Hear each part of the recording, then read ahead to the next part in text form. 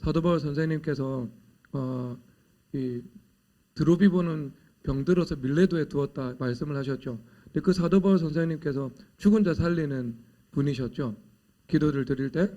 그런데 죽은 자를 살리는 권능이 있으신데 본인의 육체의 가시가 있었고, 그리고 또 사랑하는 에바브로디도가 병들었을 때 근심하셨고, 그리고 드로비모가 병들었을 때 그 밀레도에 두고 지켜보실 수밖에 없었습니다. 그러니까 하나님의 주권이라는 것이죠. 그러니까 대부분 하나님께서 하나님 앞에 나아가서 치유를 간구하면은 거의 99%의 질병은 주님께서 치유해 주십니다. 하지만 100%는요 하나님의 영역이에요. 그래서 초월적인 하나님의 주권이라는 것이 베드로의 인생 가운데에도 사도 바울과 같은 대사도의 인생, 교회사 6,000년 역사상 가장 강력한 권능이 나타났던 사도에게도 할 수 없는 일들이 있었던 거예요. 그러니까 우리는 그런 한계는 있다는 것을 우리가 인정을 해야 되겠죠. 그러니까 더 겸손할 수 있고 하나님을 의지할 수 있습니다. 하지만 이것도 주님께서 명백히 응답해 주신 사안에 대해서 그렇습니다. 바울 사도도 3번 기도드렸죠. 그리고 저도 주님께서 확고히 말씀해 주셨죠. 네, 여러분들은 내가 너의 자녀들의 질병과 너의 가족들의 질병을 치유하지 않을 것이다 말씀해 주신 적이 없으시죠? 그러면 주님 앞에 나아가서 주님 말씀해 주실 때까지 기도드려야 됩니다. 그러니까 주님께서 치유의 약속이 있으니까 그 치유의 약속을 붙잡고 끝까지 기도해서 치유받는 것이 하나님의 뜻입니다. 그래서 믿는 자들에게는 능치 못할 일이 없는데 할 수 있거든이 무슨 말이냐? 주님 말씀하셨잖아요. 수로보니게 여인에게는 한 번 거절하셨습니다. 내가 자녀들의 떡을 개들에게 던짐이 마땅하지 않다고. 그런데 개들도 주인의 상에서 떨어지는 부스러기를 먹습니다. 그래서 내 믿음이 크도다. 내가 그 말을 하였으니 평안히 가라. 하나님께서 내 딸을 치유하셨다. 주님께서 말씀하셨죠. 한 번 거절하셨는데 주님 앞에 나아가서 기도드리는 것은 이건 매우 주님께서 칭찬하신 믿음 중에 하나였습니다. 그러니까 사도 바울 선생님께서 그것을 잘 아셨기 때문에 단번에 기도에 끝나지 않았고 한 번, 두 번, 3번 응답하고 나서야 이거는 하나님의 절대 주권이고 내가 받아들일 수밖에 없는 일이구나 하고 넘어갔던 것이죠. 그 드로비모도 밀레도에 두었던 거죠. 그러니까 사역을 하다 보면 그런 일들이 있습니다. 주님께서 지금 당장 치유하실 수 있으시지만 그 질병을 보내신 그 소기의 목적을 다 달성시키기 위하셔서 주님께서 잠깐 허락하시는 거죠. 그러면 주님께서 소기의 목적을 이루시지도 않았는데 권능의 사역자가 치유 기도를 드린다고 해서 치유가 되면 하나님의 일을 방해하는 것이고요. 일반적으로 어느 사역자가 기도해도 그런 경우에는 치유가 일어나지 않습니다. 대단히 치유 집회에서도 실제 치유의 역사는 환자들 중에 10% 치유받으면 그 정도 치유받거나 그 이상도 될 수 있겠죠. 하지만 병을 보내실 때 하나님의 목적이 있는 것이고 하나님의 절대 주권이 있는 것이기 때문에요. 그것과 합치되어서 역사가 일어나는 거예요. 그래서 치유사역 집회 가면 실제로 눈먼 자리는 눈을 뜨고 안진뱅이들이 일어나고 그런 기적들이 나타나죠. 하지만 모든 사람들에게 나타나는 것은 아니고 어떤 사람은 지금, 어떤 사람은 나중, 어떤 사람은 믿음이 없고 어떤 사람은 기도가 차지 않았고 어떤 사람은 풀어야 되는 회개에 문제가 있고 그러니까 그런 정교한 어떤 하나님의 법이 있고 그 위에 하나님의 절대 주권이 있습니다. 그러니까 인간이 다 알 수 있게 되어 있다? 아니면 인간이 다 알 수 없다? 인간이 다 알 수 없는 거죠. 하지만 주님께서 주신 그 성경의 계시 이것을 우리가 약속의 말씀을 붙잡고 주님 앞에 믿음으로 도전하고 믿음으로 나아갈 때 주님께서 그것을 인정하시고 그것을 통해서 우리의 영혼을 바꾸시고 우리의 삶을 개혁하시고 뿐만 아니라 그 질병도 치유하시는 것이 하나님의 뜻입니다. 그래서 여호와 라파라는 것이 언제 등장하냐면요. 그 홍해바다를 건넜어요. 홍해바다를 건넜는데 하나님께서 이스라엘 백성들의 내면의 세계 속에 가득했던 노예 근성이 있잖아요. 그 노예들이 자원하는 심령으로 일하지 않았겠죠. 그 누구도. 그렇죠. 정말 내가 노예임에도 불구하고 내가 그냥 하나님 앞에 하듯이 내가 성실한 삶을 살아갔다. 요셉처럼. 그러면 그 안에서요 노예 근성이 자라나지 않았을 거예요. 요셉은 요셉이었고요. 이스라엘 백성들은 이스라엘 백성들이었던 것 같아요. 어떤 민족의 어떤 집단 역사 속에서 집단 의식 속에서 어떤 폭력에 노출되어 있었기 때문에요. 그 속에서 정말 감사함으로 성실함으로 보든 보지 않든 눈치 보고 일하는 것을 배양하기는요 상당히 어려운 문화적인 조건을 가지고 있었을 거예요. 물론 여러분 그럼에도 불구하고 그 안에서 믿음과 감사와 성실로 행했던 사람은요 요셉이 받았던 상급을 받았을 거고 그런 사람은 있었을 겁니다. 누구요? 요수아와 갈렙이죠. 왜냐하면 요수아와 갈렙 안에는요 그 안에 원망이나 불평이라는 것이 내재되어 있지 않다는 것이 언제나 나타나거든요. 그래서 지금 99%와 1%거든요.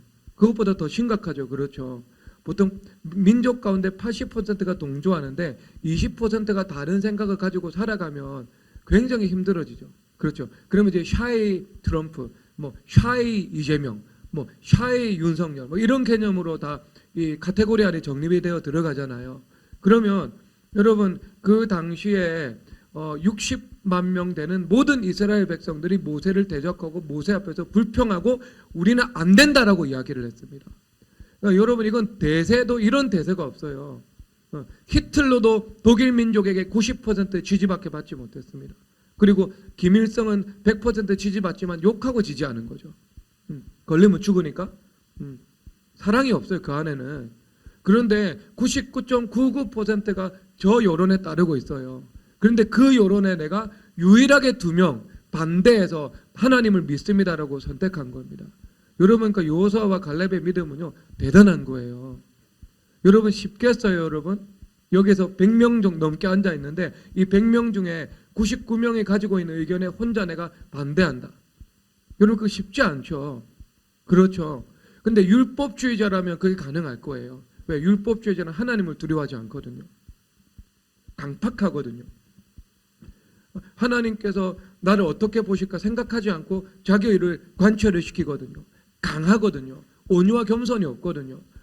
그런데 그게 아니고요. 99%의 강팍한 사람이 있고요. 한 명만 겸손하고 온유해요.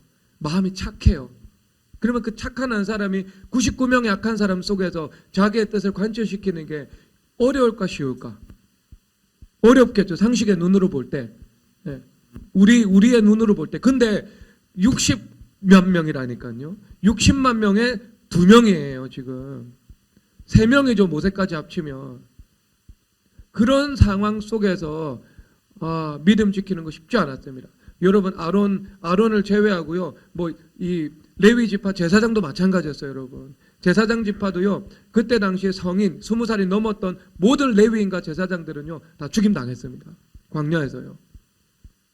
그렇죠, 여러분. 극소수 살아남았다고요. 2명. 그러면 이 2명은 그런 상황 속에서도 믿음으로 감사로 선함으로 반응하며 살아갈 수 있었던 사람인 거예요. 내가 하나님 앞에서 믿음을 지키고 내가 신실한 삶을 살아갈 것이다. 아무리 이 상황이 악독해도. 그런데 나머지 60만 명은요. 그냥 보편적인 인간이었던 것 같아요.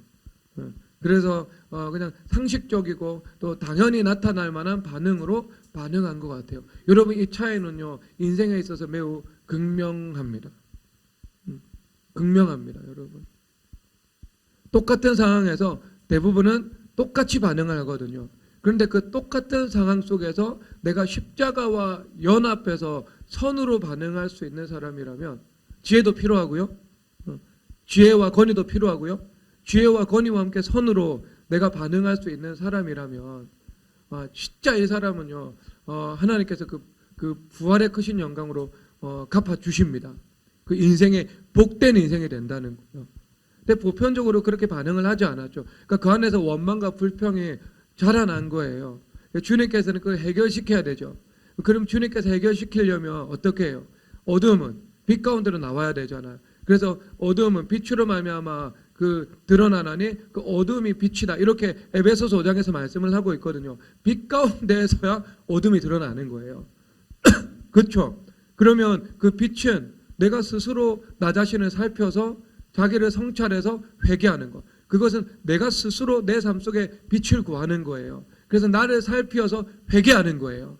그래서 해결이 되는 경우가 있고요. 내가 스스로 나를 살피지 못하면 어떻게 해야 되겠어요? 주님께서 내 안에 있는 내면의 쓰레기들이 드러날 수 있는 환경 속으로 나를 이끌어 나가는 거예요. 고난의 용광로죠. 그래서 내가 너를 연단해서 정금과 같이 나올 것이다. 그래서 정금을 재련할 때 이 3,000도가 넘는 용광로에서 철을 넣어서 재련을 하잖아요. 그 불순물을 걷어내잖아요. 그래서 그 뜨거운 연단의 용광로 안에 들어가야 불순물이 드러나고 그 드러난 것을 해결할 수 있거든요. 그래서 마라라는 물이 없는 곳, 쓴물이 있는 곳이라는 그 고난의 용광로, 연단의 현장으로 주님께서 인도하신 거예요. 그래서 그 상황 속에서 이스라엘 백성들이 원망하고 불평하죠. 홍해를 가르신 하나님께서 하늘에서 우박이 떨어지게 하시고 장자를 치시고 그런 권능의 하나님께서 주님께서 물을 주시지 않겠어요? 주님께서 먹을 것을 주시지 않겠어요? 여러분들이 필요한 집을 주시지 않겠어요? 필요한 배우자를 주시지 않겠어요? 필요한 차를 주시지 않겠어요? 필요한 모든 것을 주님께서 공급해 주시지 않겠어요? 그런데 그 권능의 하나님을 경험하고 보았음에도 불구하고요, 현실의 삶 속에서 쓴물이 나타나니까 사람들이 원망하고 불평하는 거예요. 여러분, 이게 우리들 모습 아닌가요? 그렇죠? 우리들도 성경을 통해서 하나님의 권능을 경험했죠. 형제 자매들을 통해 하나님의 권능 알고 있죠. 주님 인격적으로 만나서 하나님의 진실로 하나님이시라는 사실도 알고 있죠. 천하 만물의 대권을 쥐고 모든 것을 좌지우지하면서 취하시고 주셨다가 패하시고 세우셨다가 하실 수 있는 전능자라는 것 다 알고 있어요. 그리고 삶 속에서 그것을 우리도 경험해 봤어요. 그런데 막상 삶의 현실 가운데에서는요, 마라의 쓴물이라는 상황이 다가오면 어때요, 우리가? 하나님은 갑자기 작아 보이고, 그 문제는 갑자기 커 보이고, 내 이 머리에 있는 거짓과 왜곡으로 최악의 시나리오를 상정하고, 드라마를 혼자서 만들어내고, 그렇게 하잖아요. 그리고 여기서 좀 심하면 원망하고 불평하는 거예요. 그래서 그 상황 속에서 드러나는 거죠. 드러나는 거. 원망과 불평. 우리가 이런 노예 근성을 가지고 있었구나. 내 안에 이런 옛사람의 본질이 가득했었구나. 라는 겁니다. 그럴 때 예수님께서 사도 베드로를 통해 가지고요, 그 모세를 통해서 나무를 넣어라. 거기. 근데 그 나무가 무슨 나무겠어요? 십자가의 나무죠. 나무에 달린 자마다 저주를 받을 것이다. 예수님께서 우리의 저주를 대신 지셨죠. 그래서 우리에게는 저주 대신 그 저주의 치유를 허락하신 거예요. 그래서 마라의 쓴물에 나무를 던지니까 그것이 생수가 되었습니다. 그래서 그때 나온 유명한 말씀이 여호와 라파, 나 여호와는 치료하는 여호와다. 주님께서 말씀하신 것입니다. 여러분, 주님께서는요, 마라의 쓴물로 인도하실 때 그 모든 것을 회복시키시고 부활시키시고 온전히 갱생 치유시키실 수 있는 그 계획을 가지시고 그 실력을 가지시고 주님께서 우리를 인도하신 것으로 믿으시기를 축복합니다. 좀 당연하죠, 여러분. 주님 그런 분이십니다. 그러면 그게 오늘 이 본문에서도 똑같잖아요, 여러분. 그렇죠? 사도 바울 선생님 안에 정말 자기애가 충만했잖아요. 얼마나 자기애가 충만했던지 모든 사람들이 주를 떠나도 나는 주님을 떠나지 않겠습니다. 말고의 길을 베어버리잖아요. 아주 필사의 검이네요, 여러분. 한 번에 길을 잘라버려서. 이거 쉽지 않거든요. 그렇죠? 그 정도로 혈기도 있었던 것 같습니다. 그런데 예수님을 3번이나 부인하고 저주했죠. 그제서야 이 사도 베드로는 자기가 하나님 앞에서 얼마나 연약한 죄인이고 얼마나 자기가 무능한 존재인지를 그제서야 목도하고 직면하게 되었던 것입니다. 그래서 자기의 영혼의 실체로 들어가게 된 거죠. 그릇되고 허황된 자화상은 벗겨져 버리고요. 자기 영혼의 그 옛사람이 얼마나 주님 앞에서 무력하고 그리고 율법주의로 충만하고 그것을 깨달아 버리게 된 것입니다. 깨닫는 것과 함께 통곡과 함께 그것이 와해된 것이지요. 그래서 주님께서 이것을 허락하신 거였습니다.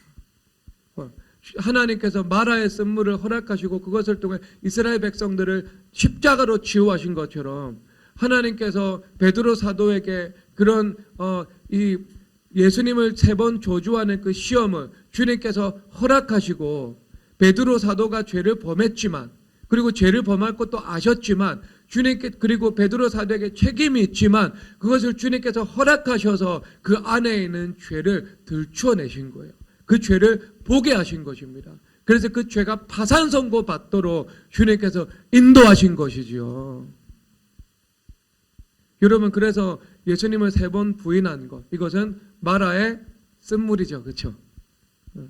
그리고 예수님께서 다시 내가 나를 사랑하느냐 내가 나를 사랑하느냐 내가 나를 사랑하느냐 3번 물으신 것은 이것은 십자가의 나무인 것입니다.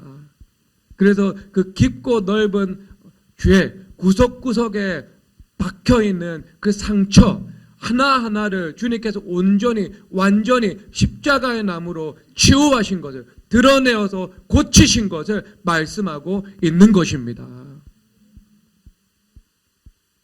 여러분 지나고 나면은 그래서 주님 앞에 감사할 수밖에 없죠. 하나님께서 연단을 허락하신 것을 주님 감사드립니다. 이 시험을 허락하신 것을 주님 감사드립니다. 그리고 그 하나님께서 말씀을 하시기를 그 징계가 없는 사람들은 사생자요 아들이 아니다고 말씀하셨습니다.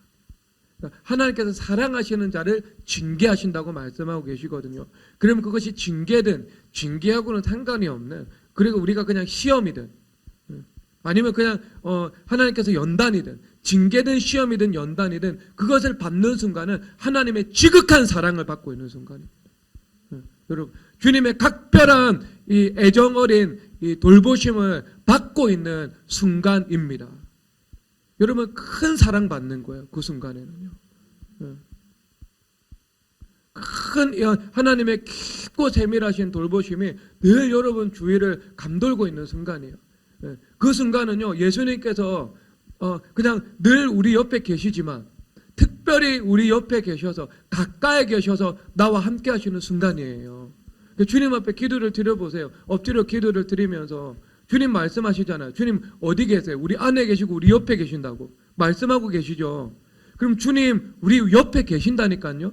제가 강단에서 설교할 때 제 안에 계시고 제 옆에 계시겠죠. 그렇죠. 여러분들이 침대에 누워가지고 잠을 잘 때 여러분 옆에 계시겠죠. 여러분들이 운전을 하고 그 운전석에 타고 운전을 하면서 갈 때 여러분 안에 계시고 여러분 옆에 예수님 계시겠죠. 예수님 계신다니까요. 이게 사실이에요. 안 믿어도 사실, 못 느껴도 사실. 그런데 이왕이면 그것을 믿고 그 주님의 살아있는 임재를 느끼고 인식하면서 살아가면 인정하면서 살아가면 그것이 얼마나 복된 인생이겠습니까? 그것이 예수님과 동행하는 삶이죠. 여러분 그런 시간을 복돼요. 왜냐하면 주님 앞에 눈물을 흘리는 시간이거든요. 주님 앞에 엎드려서 기도드리면서 감사하면서 눈물이 나오고 주님 앞에 사랑을 고백하면서 눈물이 나오고 회개하면서 눈물이 나오고 상처를 고백하면서 눈물이 나오고 이 주님과의 이 사랑의 교감이 이루어지는 순간이거든요. 그래서 깊은 예수님을 향한 사랑이 들어온 거예요. 그렇죠. 그 콘크리트 같은 율법주의를 주님께서 파산 선고 내시고 그 파산 선고된 그 자리 가운데 하나님의 사랑을 심으신 거예요. 징계받고 연단받고 시험받는 그 순간은 하나님의 사랑이 임한 순간이에요. 그러니까 예수님께서 그 시간을 통과한 베드로에게 물으시잖아요. 내가 나를 사랑하느냐. 예수님께서 그 안에 있는 사랑을 하나님이시 전지하신 하나님이심으로 알고 보신 겁니다. 보고 네가 나를 사랑하느냐. 베드로 안에 있는 그 사랑을 보시고요. 예수님께서 물어보신 거예요. 그래서 사도 베드로 사도께서 이렇게 대답하죠. 내가 주님을 사랑하는 줄 주님께서 아십니다. 베드로도 아는 걸 예수님께서 모르시겠어요? 베드로가 예수님을 사랑한다는 것을 베드로도 알았고 예수님도 아셨던 것입니다. 여러분 이게 사랑이에요. 사랑. 이 사랑이라는 것은 이성의 차원을 좀 초월하는 것이잖아요. 그렇죠. 여러분 프랑스 혁명 가운데 그 프랑스 혁명이 이성 이제 그 계몽주의 사상의 영향으로 일어난 일들이잖아요. 복합적인 사회 문화적인 영향 원인들이 있는데 그중에 사상적인 원인은 인간의 이성이 주인이 된다는 겁니다. 그래서 노트르담 그 사원에 가가지고요 하나님께 예배하기 위해서 봉헌된 그 성전에 들어가가지고요 이성의 신에 그들이 제사를 드렸습니다. 진짜 악한 일들이죠. 우리 하나님 중심의 관점에서 볼 때는요. 그래서 그 프랑스 혁명 사상이 어떤 그 프랑스 혁명이 일으킨 나폴레옹 전쟁에 피해를 입은 민중들이 아니고 그냥 지식인들로서 지식적인 차원에서 접근한 사람들은요 그걸 좋아해요. 하지만 당대 사료에 보면은요 유럽에 있었던 민중은 아주 치를 떨었습니다. 사료에 보면은요.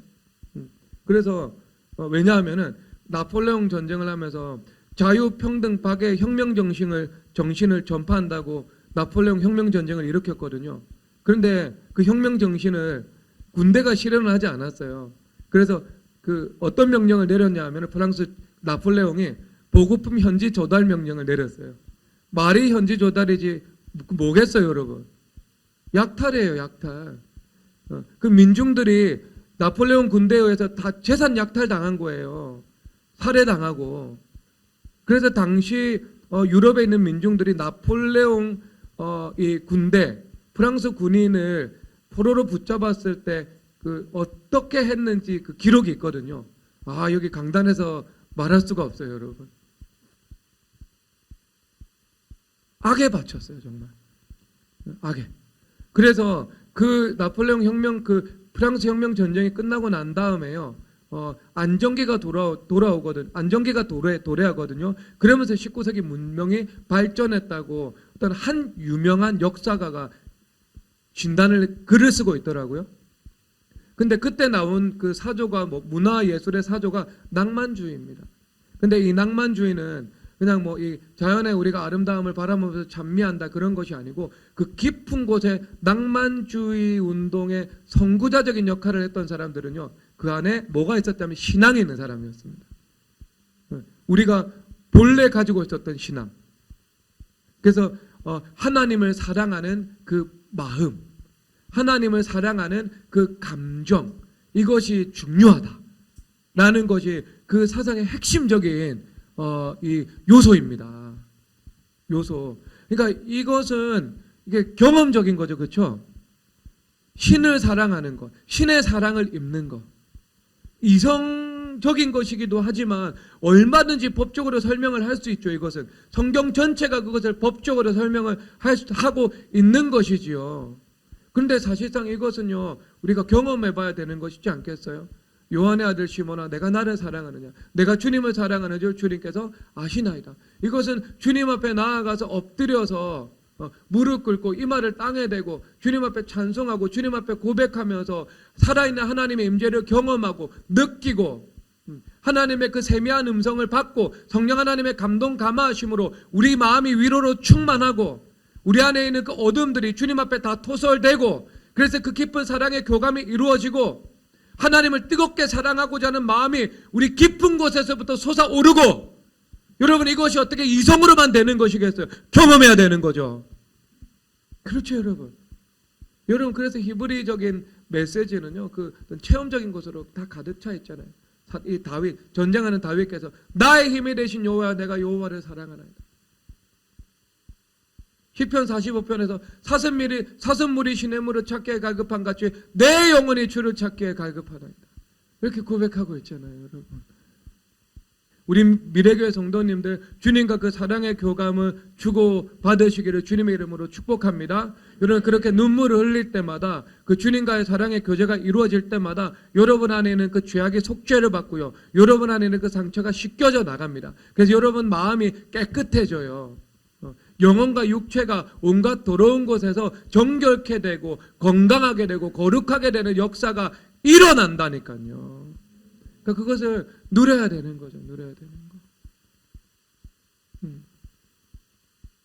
산에 가서 주님 앞에 부르짖어 기도 드리시고 그러면서 하늘 문이 열리고 성령 하나님의 그 충만함이 우리 가운데 임하고 기도의 능력이 임하고 그러면서 또 주님 앞에 무릎 꿇고 기도드릴 때 주님의 그 사랑의 교통하심이 성령 하나님의 사랑으로 우리 마음에 부음받되고요.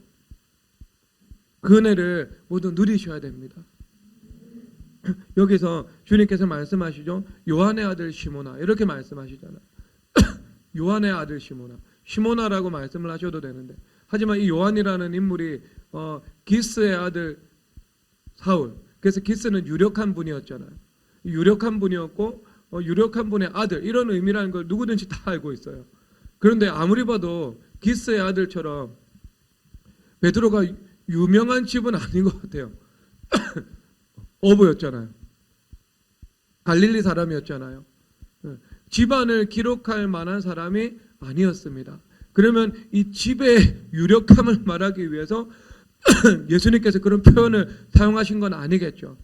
이것은요 예수님의 친밀함이에요. 요한의 아들 시모나. 그러니까 이것을 교회로 따지면 박래의 아들 준성아 이렇게 되겠죠. 그러면 여기 많은 의미가 들어가 있어요. 아브라함의 아들 이삭하고는 좀 느낌이 달라요. 아브라함의 아들 이삭이라는 것은 그 아브라함과 하나님과 누렸던 그 당시에 누구도 따라올 수 없는 그 독보적인 친밀함과 사랑의 관계가 있었고 그 신앙의 유산을 물려받은 이삭. 그러니까 내 아버지의 하나님이 바로 너의 하나님이다. 내 아버지를 만난 것처럼 내가 너를 만날 것이다. 이것이 아브라함과 이삭과 야곱의 하나님이라는 의미가 있는 것이라면 여기서 요한의 아들 시모나는 요한의 하나님 그리고 시몬의 하나님이라는 느낌은 또 아니잖아요. 그렇죠. 이 말씀은 뭐냐 하면은 요한의 아들 시모나 이것은 베드로의 모든 것을 예수님께서 다 알고 계신다는 말씀입니다. 예수님께서 베드로를 30 정도 되셨을 때 만나셨잖아요. 그리고 3년 동안 함께 하셨습니다. 그런데 그것만 예수님께서 아는 것이 아니고 베드로의 모든 인생을 다 알고 계신다는 거죠. 심지어 베드로의 그 아버지까지 할아버지까지 3대조, 4대조, 5대조까지 주님께서 모든 것을 아담부터 베드로에게 이르는 모든 것을 다 알고 계시는 겁니다. 어디로부터 어떤 세포와 어떤 유전자가 전달이 되었고 어디서 타락이 있었고 어디서 훼손이 있었고 아버지의 신앙은 어떠하고 베드로에는 어떤 성품이 있고 어떤 기질이 있고 어떤 역경의 경험을 했고 마음에 어떤 상처가 있고 마음에 어떤 자질이 있고 어떤 인생의 약점이 있고 주님께서 그 모든 것을 아신다라는 그 표현이 요한의 아들 시모나에 다 들어가 있는 것입니다. 그 말씀이에요. 그 말씀. 그러니까 예수님께서는요 우리의 모든 것을 알고 계시는 거예요. 우리의 모든 것. 우리의 상처도 알고 계시고 우리의 깊은 죄도 알고 계시고 말 못하는 고민과 스트레스까지도 주님께서 다 알고 계시고 조상으로부터 물려받은 부정한 유전자도 알고 계시고 약점도 알고 계시고 강점도 알고 계시고 내 머리털까지도 알고 계시고 내 심령 속에서 오고 가는 수많은 죄악된 생각과 그리고 하나님 보시기에 기뻐하실 만한 흠양하실 만한 연락하실 만한 복된 생각의 흐름도 다 알고 계시고 주님 다 알고 계신다는 것입니다. 이것은요. 그러니까 여러분 주님과의 친밀한 관계는요 뭐냐 하면은 모든 것을 알고 계시는 하나님께 모든 것을 말씀드릴 수 있는 겁니다. 내가 은폐해봤자 주님 다 알고 계시죠. 여러분들이 순간적으로 부끄러운 생각할 수도 있고 죄악된 마음을 품을 수도 있고 그렇잖아요. 그러면 내가 어떻게 이런 생각을 하고 이런 마음을 품었지 하면서 스스로 그것을 털어내고 생각의 방향을 전환시키죠. 예수님 그거 다 알고 계신다고요. 그것이 민망하면 민망할수록 하나님 앞에 부끄러우면 부끄러울수록 정말 크레이지한 것 같으면 그 크레이지한 그 생각일수록 주님 앞에 숨김이 없이 십자가로 연결시켜서 말씀드려야 되는 거예요. 내 마음 가운데 깊은 시기 질투가 있을 수 있고 상처가 있을 수도 있고 내 마음 가운데 결핍이 있을 수도 있고 불우한 가정 환경에서 자라왔던 내 인생의 세월이 있을 수도 있고 그런데 그것도 주님 다 알고 계시는 예수님께 어두움을 빛으로 드러내어서 고백하면 되는 거죠. 주님 앞에. 주님 저는 이런 형편에 있습니다. 저는 이렇게 살아왔습니다. 내가 이런 고민이 있습니다. 이런 상처가 있습니다. 주님 앞에 다 고백드리는 거예요. 진실되게. 기도는 바로 그겁니다. 주님과 대화하는 거예요. 부르짖어 기도하는 것이기도 하지만 주님 앞에 대화하는 것이기도 합니다.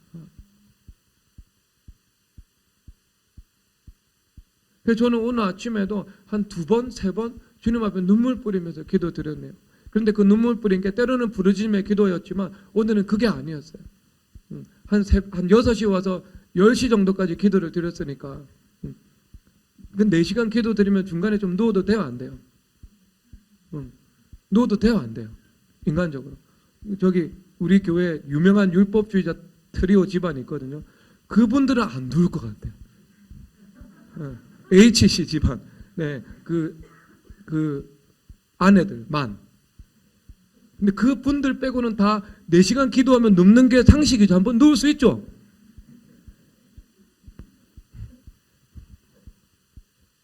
근데 너무 다 공감을 하시네. 눕는다고요. 저는 기도하다가 누워가지고 예수님 사랑합니다. 예수님 감사합니다. 어떻게 나 같은 사람을 목사로 삼아 주셨습니까? 제가 목사 안 했으면 저는 40살 때 이미 죽었을 수도 있었겠죠. 제가 목사를 불러주셔서 이만큼이라도 사는 것 같습니다. 건강하게 살아갈 수 있도록 기도도 받는 것 같습니다. 주님 감사합니다. 주님 저는 질그릇과 같습니다. 주님 저는 정말 나약합니다. 주님 정말 저 힘이 없습니다. 정말 주님 도와주세요. 주님 함께 해주세요. 하나님 사랑받고 싶고 하나님께 인정받고 싶습니다. 예수님 정말 사랑합니다. 저 힘이 없습니다. 나약합니다. 누워서 주님 앞에 고백해도요. 주님께서 그 고백 다 들어주세요. 다 받아주세요. 그러면서 여러분 내 안에 있는 모든 것을 주님 앞에 말씀드리는 거예요. 치유가 일어난다니까요. 물론 여러분 그 뿌리를 뽑기 위해서는 산에 가서 부르짖어 기도해야 되고 정말 강력하게 보혈 찬송하면서 그 중추를 꺾어야 되고 수렁에서 건짐받아야 되고 원수마귀를 초토화시켜야 되는데 때로는 내가 요한의 아들 시몬아 내가 나를 사랑하느냐라고 예수님께서 물으실 때 내가 주님을 사랑하는 줄 주님께서 아시나이다라고 고요하게 대답했던 것처럼 우리가 때로는 주님 앞에 누워서든 앉아서든 차를 타고 가는 순간이든 주님 앞에 진실되게 마음 가운데 있는 이 모든 이 마음들을 주님 앞에 고백드릴 수 있는 거예요.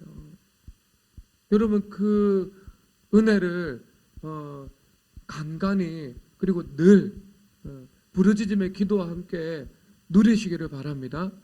그러면 여기서 사랑이 우리 가운데 들어오잖아요. 여러분 예수님을 사랑해야 양떼를 사랑할 수 있습니다. 예수님을 사랑하지 않고 양떼를 사랑하는 것은 자기 의입니다. 태생적인 거예요. 조금 가다가 힘들걸요. 예수님을 사랑해야 우리 주변의 형제와 이웃도 사랑하면서 살아갈 수 있다니까요. 자기의 유익을 구하지 않고요. 내가 사리 사욕을 취하지 않고요. 저는 정말 감사한 거에 제자도 모임 가운데 이강우 목사님이랑 엄태원 목사님하고 교제하면서 목회할 수 있는 거. 제가 이분들에게 무언가 고민을 말하잖아요. 이분들은 이면의 동기 전혀 없이 미래 교회와 저의 목회 가운데 가장 유익한 것만 말씀해 주십니다. 가장 유익한 것만 말씀해 주세요. 그리고 어떤 이면의 동기나 어떤 사사로운 이익을 취하고 싶어하는 마음이 1%도 그분들에게는 없습니다.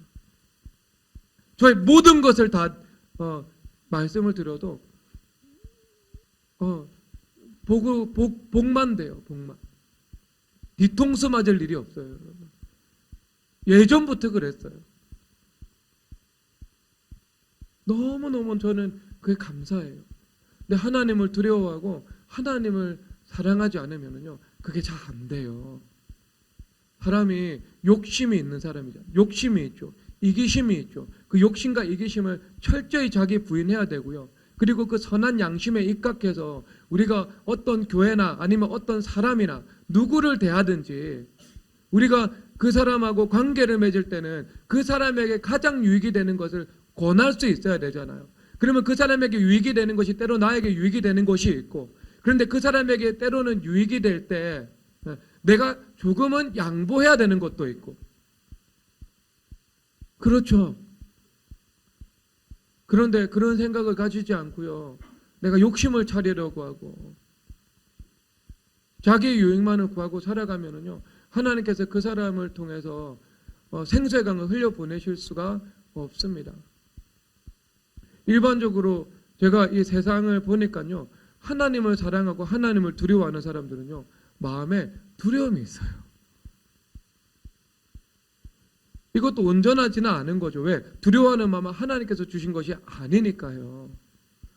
그런데 일반적으로 하나님을 사랑하고 두려워한다고 말은 하지만 행함으로 하나님을 사랑하고 두려워하는 것이 없는 사람들은요, 두려움이 없어요. 굉장히 역설적이지 않아요? 그렇다면 여러분, 누가 가장 두려워하면서 살아가야 돼요? 하나님을 두려워하고 사랑하는 사람이 두려워하면서 살아가야 돼요? 하나님을 사랑하고 두려워한다고 말은 할 수는 있지만 하나님을 사랑함과 두려움이 삶 속의 열매와 행실로 없는 사람들이 두려워하면서 살아가야 돼요. 다윗이 두려워하면서 살아가야 돼요? 사울이 두려워하면서 살아가야 돼요? 그런데 현실에 와서 보면은요, 다윗이 두려워하는데 사울은 두려워하지 않아요. 아브라함은 두려워하는데 아비멜렉은 두려워하지 않아요. 하나님 사랑하는 사람은 두려워하는데요, 하나님을 두려워하지 않는 사람은요, 두려워하지 않고 살아가더라는 말입니다. 그래서 잠언 말씀에서 악인은 악을 행하는데 담대하다고, 의인들을 향해서는 함께하니까 두려워하지 말라고 365번이나 주님께서 말씀하고 계세요. 매일 두려워하지 말라. 넌센스죠, 여러분. 살아보니까 그거 잘 안 돼요, 근데. 실질적으로 현실에 맞닥뜨리고 보면은요, 두려움이 올라오더라고요. 그게 왜 그러냐면은요, 우리 안에서 회개가 다 되지 않아서 그렇습니다. 우리 안에 있는 그 깊은 그 불안들, 그리고 불안을 일으키는 우리 중추에 있는 그 거짓의 회로들, 그래서 거짓된 시나리오를 만들고 그 사대 비극을 쓰는 섹스피어를 나를 만들어버리고, 그러니까 그 거짓이 내 안에 불안을 일으키고 하나님께서 함께 하신다는 약속이 있음에도 불구하고 지키신다는 것을 믿음에도 불구하고 내가 두려워하고 불안해하면서 막 씨름하며 살아가는 거예요, 여러분. 그게 보통 예수님 믿는 사람들의 인생이에요. 네, 여러분, 그런데 정말 주님 앞에 회개하잖아요. 불안을 철저히 회개해서 자유해지잖아요. 그러면 우리 마음 가운데 사자 같은 담대함이 임합니다. 그래서 그 불안과 두려움으로부터 자유케 되어서 살아갈 수 있습니다. 여러분, 그렇게 살아갈 수 있습니다. 그게 성경적이에요. 저는 아직 도달하지 못했습니다. 함께 갑시다. Let's go together. 한미 동맹. 이제 담임 목사와 성도들의 기도 동맹. 그러니까 Let's go together. 같이 갑시다.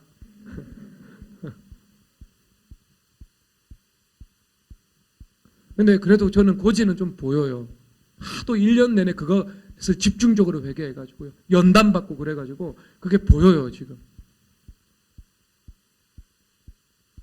지난 일주일 동안 거짓과 불안하고요, 얼마나 제가 씨름했는지 모릅니다. 눈물 같은 곡으로 주님 앞에 회개기도 드렸어요. 여러분, 그렇게 해서 자유해지면 됩니다. 그래서 사도 바울 선생님께서요, 마지막 로마로 가는 배 타고 있었잖아요. 그런데 거기서 광풍이 불어오거든요. 14일 동안 파선한 채로 거의 파선에 가까운 상태로 표류를 했습니다. 그런데 그때 사도 바울 선생님께서 감사하고 담대하여, 담대했대요. 폭풍 가운데 14일을 표류하고 있었어요. 모든 항해 전문가들, 그리고 전쟁의 잔뼈가 굵은 군인들이 이제 죽을 것을 예감하고 있었습니다. 그런데 사도 바울 선생님 혼자는 그 상황 속에서 담대했다라고 말씀을 하고 있는 거예요. 담대할 수 있는 거예요. 담대할 수 있는 거. 사자 같은 담대함이 임할 수 있는 것입니다. 우리가. 여러분, 저에게도 사자 같은 담대함이, 여러분에게도 사자 같은 담대함이 임하게 되기를 주님의 이름으로 축복합니다. 근데 우리가 하나님 사랑하면서 두려워하면서 사랑하고 하나님을 두려워하면서 그 하나님 외에 어떤 것도 두려워하지 않는 삶을 살아가는 것이요, 이것이 하나님의 뜻입니다. 하나님께서 원하시는 삶이에요. 그게. 그럼 우리가 안식 가운데 행복한 삶을 살아가는데 부족함이 없게 되는 것입니다. 정필도 목사님 소천하셨는데요, 목사님께서 설교를 하시는 걸 제가 한편을 들어보았어요. 한 선교사님께서 성전에서 기도를 통곡하며 기도하고 계셨대요. 예화입니다. 그런데 하나님께서 여쭈어 보셨대요. 너는 나로 인해서 행복하니? 라고 하나님께서 물어보셨대요. 그런데 그 음성을 들은 선교사님께서 그 주님의 질문에 대답할 수가 없었대요. 만약에 하나님께서 너는 나를 위해서 죽도록 충성하니? 라고 물어보셨다면 예, 지금 죽도록 충성하고 있습니다. 대답할 수 있었대요. 그런데 행복하니? 라는 말씀에는, 질문에는 대답할 수가 없었대요. 힘들고 행복하지 않으니까요. 여러분, 사랑 안에 두려움이 없고 온전한 사랑이 두려움을 내쫓는다고 주님께서 말씀하고 계십니다. 그래서 우리가 연단을 통해서든 회개를 통해서가 가장 복되겠죠. 주님을 정말 깊이 사랑하게 되고 넓게 사랑하게 됩니다. 그러면 그 온전한 사랑이 어떻게 되겠어요? 우리 내면의 구석구석에 들어와서 우리를 치유하는 거예요. 세 번의 부인과 세 번의 치유가 있었잖아요. 그렇죠. 세 번의 자기 부인과 세 번의 내가 나를 사랑하느냐라는 질문이 있었잖아요. 그렇죠? 그러면 똑같지 않을까요, 여러분? 똑같지 않을까요? 그 온전한 사랑이라는 것은 나의 온전하지 못한 모든 죄악과 상처의 영역 가운데 온전한 사랑이 깊이 있게 넓게 구석구석 세밀하게 나노 단위, 원자 단위까지 세포까지 DNA까지 깊숙이 들어가서 우리를 온전히 치유해버린 거예요. 그래서 뭐가 없어진 거예요? 그 사랑 안에 두려움이 사라진 거예요. 그 사랑 안에 근원적 불안의 문제가 해결이 되어버린 겁니다. 그래서 사자 같은 담대함이 임해버린 것입니다. 여러분, 그게 여러분 사랑이죠. 그래서 하나님을 사랑하고 하나님을 두려워하면 세상을 두려움 없이 살아갈 수 있게 되는 것입니다. 예수님 사랑하고 형제를 사랑하는 거, 이게 우리의 삶이 돼야 됩니다. 우리의 영혼의 본질이요. 근데 그렇게 되지 않으면 결국 사람은 자기도 모르게 내가 예수님 사랑하고 형제를 사랑한다고 말은 하면서 살아갈 수 있는데 예수님만 아시는 나의 영혼의 본질이요. 사람은 속일 수 있어도 예수님은 못 속이거든요. 이 모든 사람은 속일 수 있어도 예수님은 못 속이거든요. 그 예수님께서 아시는 본질인데 만약에 내가 예수님을 사랑하고 형제를 사랑하는 동기가 아니고 거짓 영광을 추구하고 사모하는 동기라면 어떻게 될까? 여러분, 거짓 영광에는요 언제나 맞춤이 있습니다. 누구든지 거기서 내려와야 돼요. 그렇죠, 여러분. 그러니까 가장 두려워해야 되는 사람은요 거짓 영광을 추구하면서 거짓 힘을 가지고 살아가는 삶입니다. 착각 속에 살아가고 있죠. 그 힘은 영원하지도 않습니다, 여러분. 가장 강력한 힘도 아닙니다. 가장 연약한 인간 가운데에요 어떤 과분한 무기가 들려져 있는 것하고 똑같은 거예요, 그것은. 그렇죠, 여러분. 강한 능력 아닙니다. 여러분, 군사적인 힘, 종교적인 힘, 정치적인 힘이 있는데요. 그거 다 유한한 힘이에요. 그 사람을 하나님께서 한번 만지기 시작하시면은요, 여러분, 그건 추풍낙엽처럼 떨어집니다. 아무것도 없어집니다. 여러분, 하늘을 나는 새를 떨어뜨리는 권력자들이 10년도 지나지 않아서 감옥 가는 경우가 허다한 거 여러분 보셨잖아요. 재벌들도 죽고 지옥 가고. 근데 여러분, 최고의 능력은요, 기도의 능력이에요. 그 기도의 능력이 있으면은요, 기도의 능력 안에 당장 눈앞의 현실로는 바로 안 나타나는 것 같아 보입니다. 그렇죠, 여러분. 늘 하나님과 함께 하시고 하나님의 위로가 있고 하나님의 약속이 있어요, 우리 가운데. 그런데 그것이 이루어지려면 언제나 시간이 걸리죠. 그러니까 근데 정치적이고 종교적이고 군사적인 힘은, 당장의 파괴적인 힘을 자랑할 수 있잖아요. 러시아가 우크라이나 때리는 것처럼.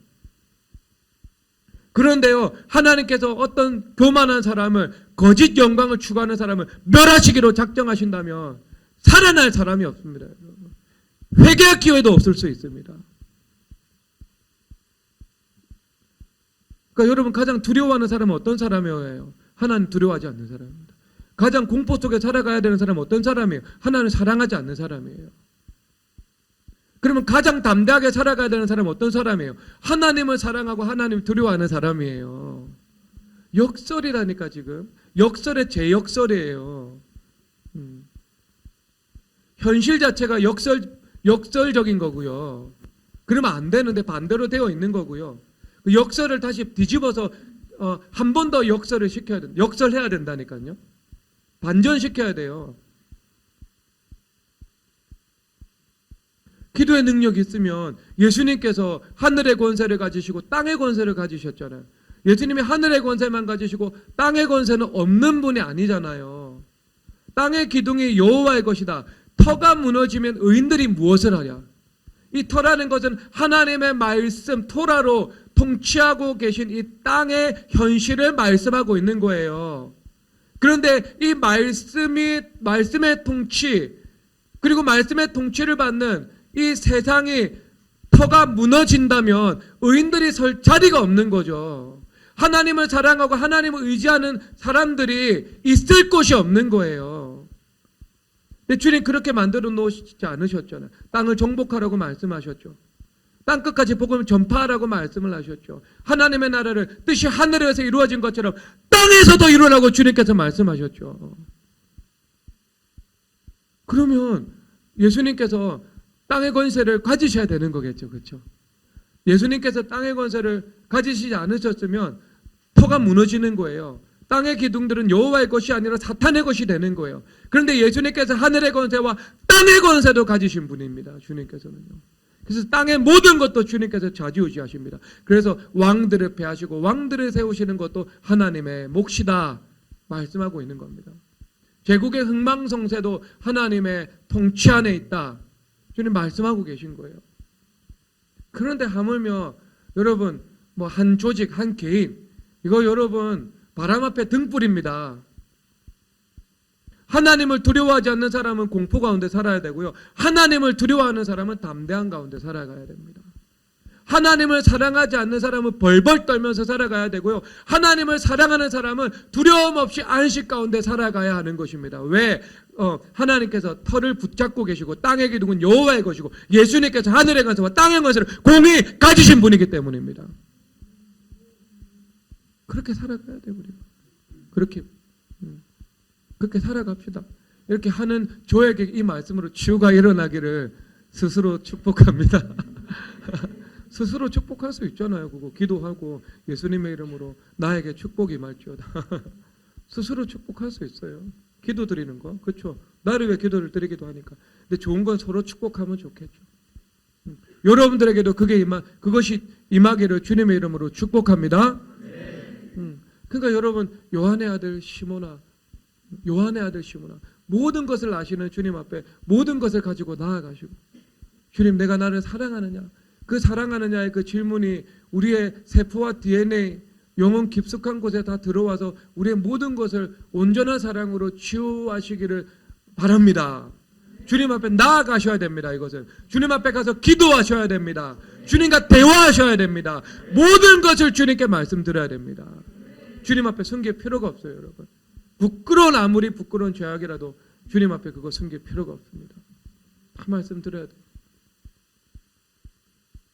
그리고 하나님을 사랑하고 하나님을 두려워하는 삶, 주님께서 하시나이다, 그 중심으로 살아가야 되겠죠. 그러면 화가 변하여 복이 되게 하시고 십자가 이후에 부활도 주시고 주님의 사자를 보내셔서 God will make your way. God will make your way. 네가 보지 못하는 곳에서 하나님께서 너를 위해서 일하시고 너를 위해서 길을 만드신다는 그 찬양의 가사죠. 돈 모엔의 찬양의 가사. 그것이 이루어지는 거예요. 보는 곳에서도 일하시고 보이지 않는 곳에서도 주님께서 우리를 위해서 일하시게 되는 것입니다. 여러분, 그런 사랑의 은혜를 누리시기를 주 예수 그리스도의 이름으로 축복합니다. 이 시간 찬송하도록 하겠습니다.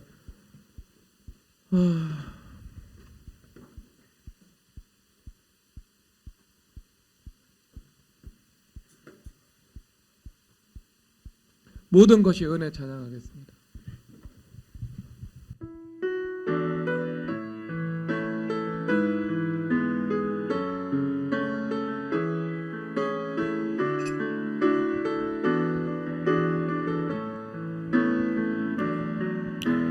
누려왔던 모든 것들을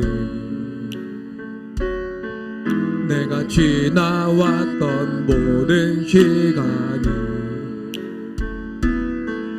내가 걸어왔던 모든 순간을 당연한 것 아니라 은혜였소. 아침에 해가 뜨고 저녁에 노을 봄의 꽃향기와 가을의 열매 변하는 계절의 모든 순간이 당연한 것 아니라 은혜였소. 모든 것이 은혜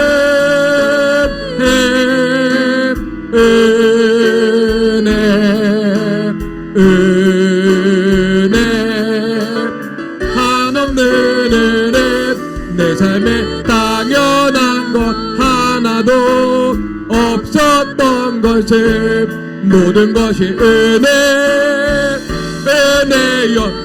모든 것이 은혜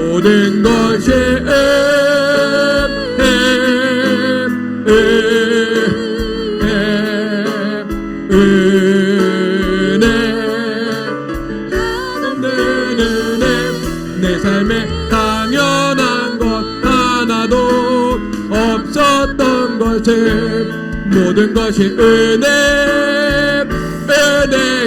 모든 것이 은혜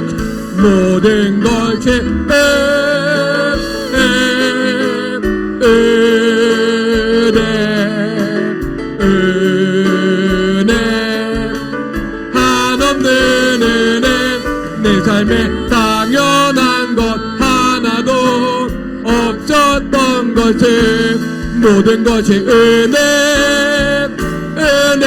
모든 것이 은혜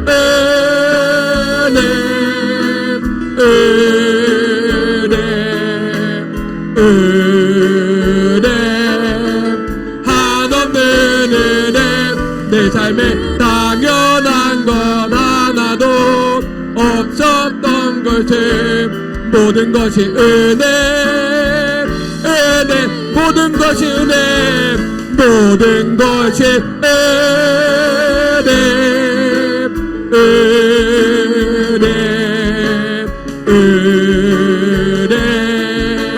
한없는 은혜 내 삶에 당연한 것 하나도 없었던 것을 모든 것이 은혜였소. 이 시간 우리 주여 삼창하면서 주님 내가 주님을 사랑합니다. 나의 힘이 되신 여호와여 내가 주님을 사랑합니다. 온전한 사랑이 내 삶의 깊숙한 곳에 들어와서 영혼의 육체와 모든 더러운 것을 쓰시고 온전케 하여 주시옵소서. 온전한 사랑의 연합으로 두려움 없이 불안 없이 담대함으로 살아가게 하여 주시옵소서. 주여